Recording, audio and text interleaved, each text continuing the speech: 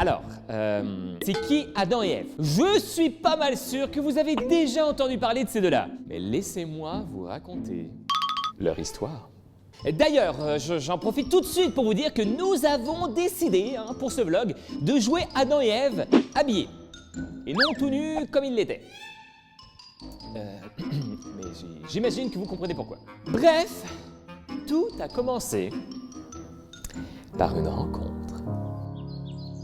Hello, it's me.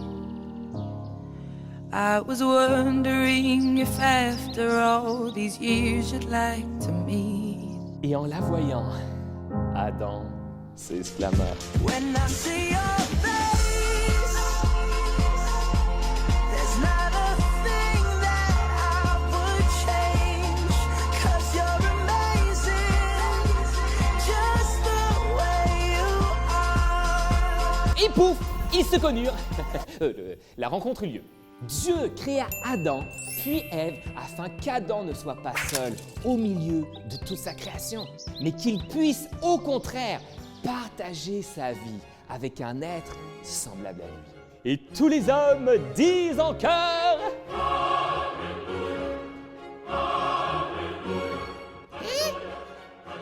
Mais pourquoi? Eh bien, parce que... Parce que quoi? Eh bien, parce que tu comprendras quand tu seras plus grand. C'est toujours pareil.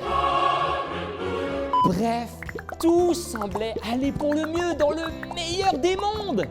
Dieu avait confié à Adam et Ève la responsabilité de cultiver et de garder le jardin. De plus, ils pouvaient se nourrir de tous les fruits des arbres présents en Éden, à l'exception d'un seul. Le fruit de l'arbre de la connaissance du bien et du mal.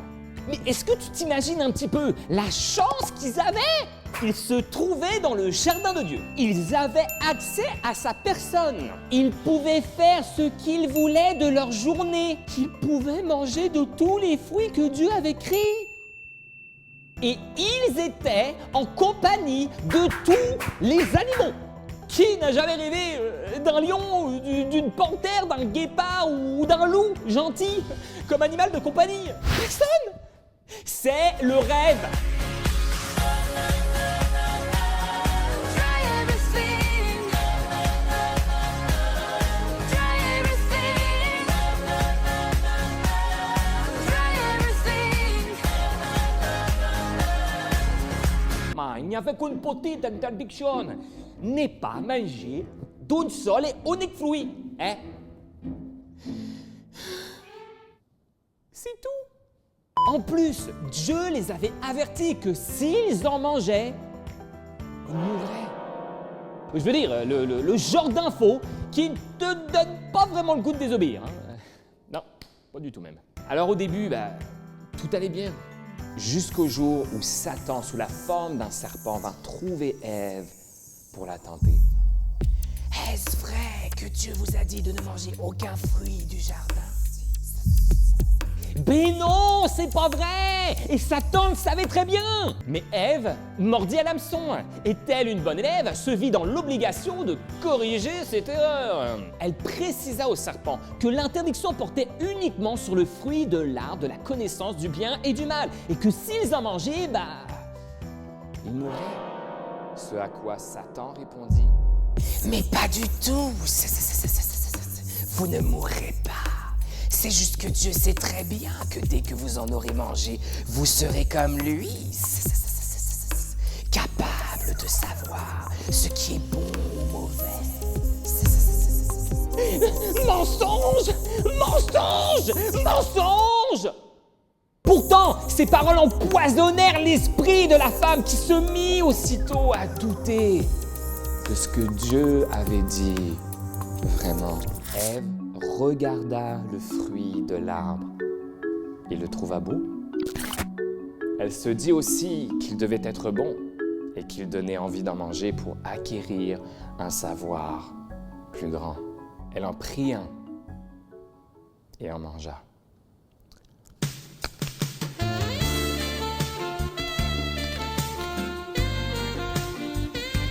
elle en donna à Adam, qui était avec elle, il en mangea lui aussi. Puis elle en donna à Adam, qui était avec elle, et il en mangea lui aussi. À cause de cela, à cet instant précis, le péché et la mort qui en découlent entrèrent dans l'humanité. En conséquence, ils furent chassés du jardin et de la présence de Dieu, obligés de travailler pour leur survie. Bon, je sais les gars, à ce moment précis, il est très tentant de se dire « Tout ça, c'est à cause des filles. Bouh! Malheur à vous, malheur à vous, malheur à vous, malheur à vous. » Mais la vérité, c'est qu'Adam savait très bien lui aussi qu'il désobéissait. Il aurait pu s'interposer entre Ève et le serpent pour dire un truc du genre N'écoutez pas les paroles de ce perfide animal, mamie. Quant à toi, futur reptile, éloigne-toi de ma bien-aimée au risque de goûter à mon fleuret. En garde, ville créature. Mais au lieu de ça, il n'a rien fait.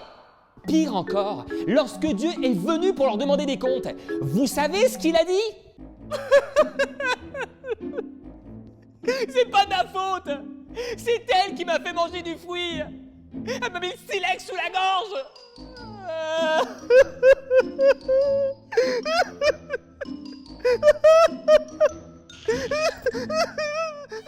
Ça, chérie. Mais c'est interdit! En même temps, c'est vrai qu'il a l'air bon, hein. Pas besoin de le forcer.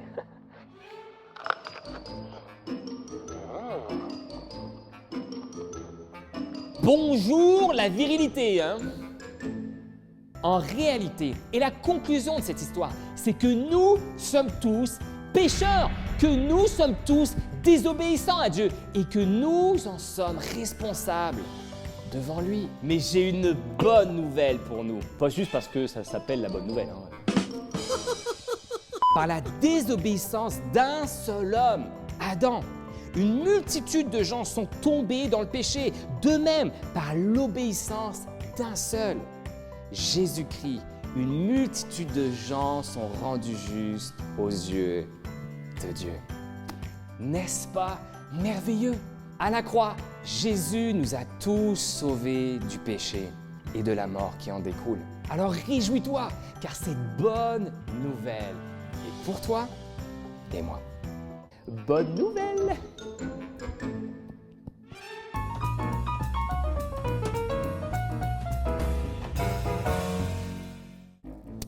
Quand même, quand je pense à quel point Adam a été faible, Qu'est-ce que tu veux dire? bah tu sais, quand il a mangé le fruit défendu, qu'Ève lui a gentiment partagé. Ah ok. Et donc toi, tu penses que tu aurais réagi différemment, que toi, tu aurais résisté à la tentation. Bah oui, pour qui me prends-tu? J'aurais surtout commencé par résister au charme d'une femme, si tu vois ce que je veux dire. Excusez-moi?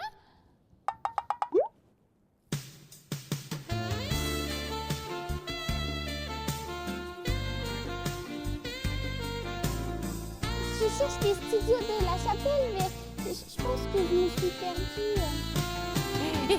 Pour dire, moi je suis perdue.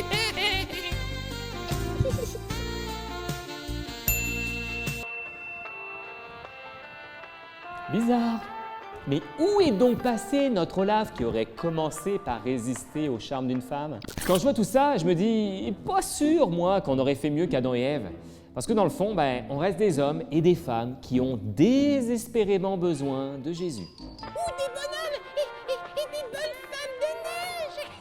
Oui, c'est ça, Olaf. C'est ça.